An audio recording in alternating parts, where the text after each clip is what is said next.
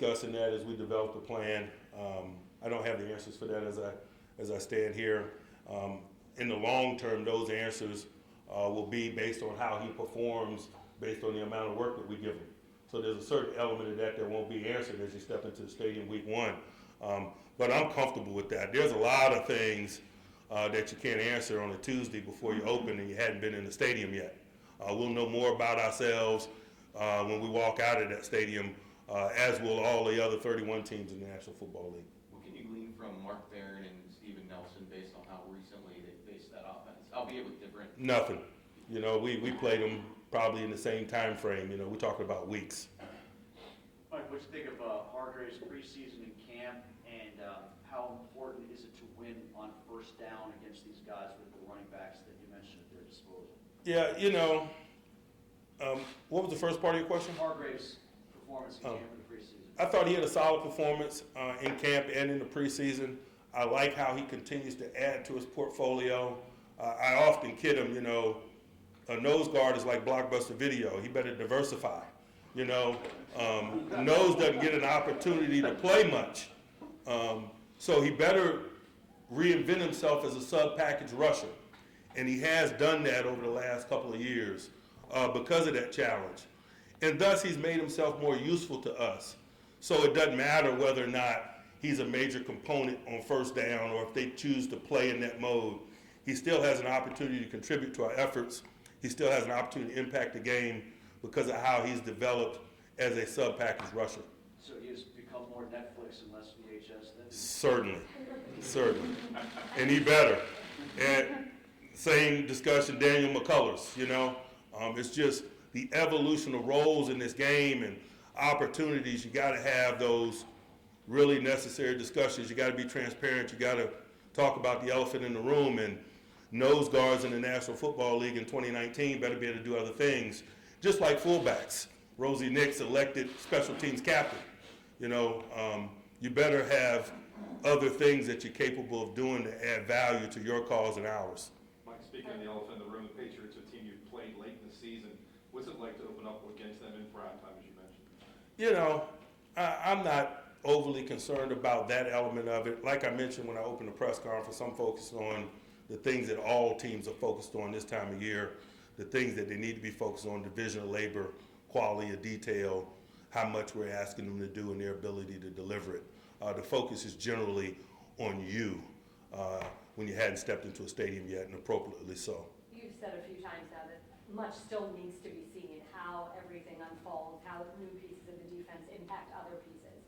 What's the goal, though? What do you hope that these new pieces, how will they change your defense from a year ago? Win.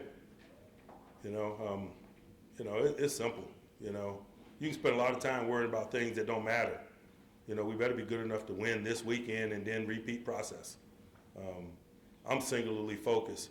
I got great clarity in my world, and our team better as well. Mike, what did Mason Rudolph do to separate himself from Dobbs as the number 2 quarterback, and how big are those roles going forward? He took very good care of the ball. He showed the natural maturation process that we expect from second-year players. First of all, he showed up in great physical condition.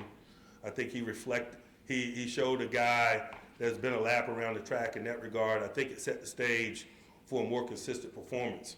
I think he's grown a lot in terms of his understanding of how we attack people and his role within the offense, and I think it showed in his play. So all of those are reasons why he's the backup quarterback.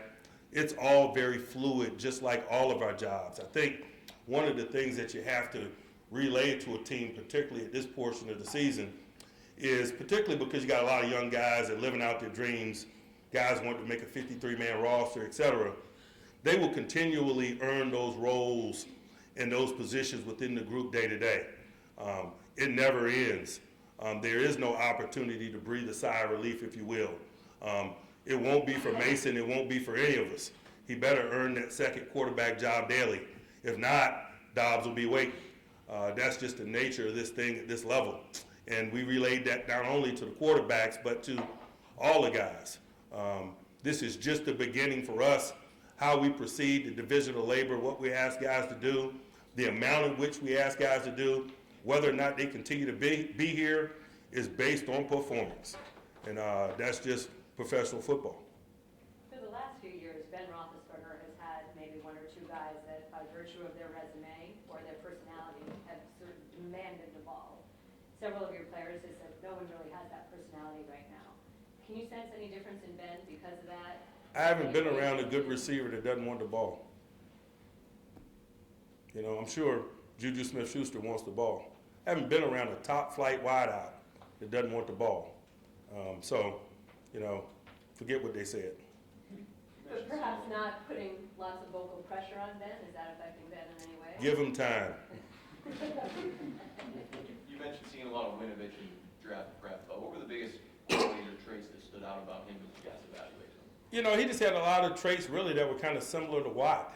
You know, he was mature beyond his years in terms of his skills relative to his position, his hand usage, his awareness in terms of his rush, his overall in-game awareness, his motor. He had a lot of positive attributes. Mike, when you sat down after last season, were you okay with the number of pass attempts? And along those same lines, can your running game give you more this season? You know, I'm not really kind of into all of those things. I'm into winning games and doing what it was required to win the game this week. And so I'm not painting with that broader brush. We'll do what we need to do this week in terms of run-pass ratios and things to get out of the stadium. You talk a lot about second-year players making a jump. Can that apply granularly to a guy like, say, Terrell Evans facing this offense for the second time? I'm sure. You know, he's been in the stadium with them before. He stood back on his half field and made eye contact with 12 and understands what that means in terms of some of the line of scrimmage play and other things. So I'm sure it'll be useful to him, but I'm sure he'll have that experience in a lot of circumstances this year as a second-year player. Hey, I've been here before, you know, and I think that's why it's reasonable for people in my position to expect an increased quality of play in all of those guys, and that's why we're not bashful about challenging all second-year players in that way. What did Chris Boswell do to win the place-kicking job? How much confidence do you have in him? He was really consistent throughout the process. He essentially answered all the challenges that we presented to him, and we in this room talked openly about some of the challenges that we created for him in practice and in stadium, situationally and so forth. He was really consistent. Mike, despite some of the issues you've had winning in that stadium, some of your veterans said this week that they really enjoy the atmosphere there. Like DeCastro says he likes seeing the Revolutionary Soldiers in the lighthouse. Honestly said he likes the Bon Jovi on the last week. Is that kind of encouraging to hear that, even though they've had trouble winning there, that the atmosphere is not an issue? That doesn't surprise me at all, man. Like, cooks like to be in the kitchen. You know what I mean? These guys are competitors, man. That's a competitor's environment up there, so I'm not surprised by that at all. I like to change the outcome of some of them, and the only ones that we can control is the one that happens this weekend, so that's our focus. Anyone else for the coach? All right. Thanks. Thanks, Mike.